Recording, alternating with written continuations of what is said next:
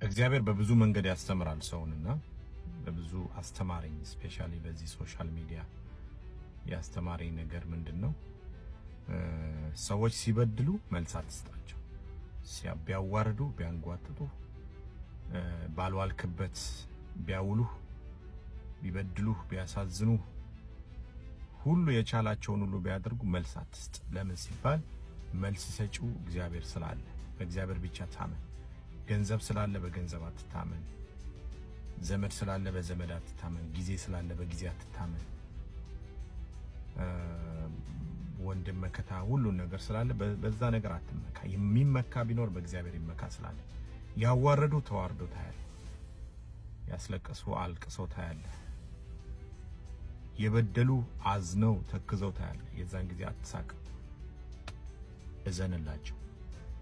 እግዚአብሔርን አስተምሮኛል። ያዋረዷችሁ ባልዋሉላችሁበት ያዋሏችሁ ያልሰራችሁትን እንደሰራችሁ አርገው የተናገሩ እነሱ ሲዋረዱ በአደባባይ ታያላችሁና እግዚአብሔርን ብቻ ታመን። መልስ ከእግዚአብሔር ዘንድ ሲመጣ አትሳቅ፣ በመገረም ተመልከት፣ እግዚአብሔርን አመስግን። እና እግዚአብሔርን አስተምሮኛል። ብዙ ነገር እግዚአብሔር እያስደነቀኝ እያስገረመኝ ነው ያለውና የእግዚአብሔር ስም የተመሰገነ ይሁን። እግዚአብሔር ይባረክ፣ ስሙ የተመሰገነ ይሁን። አሜን።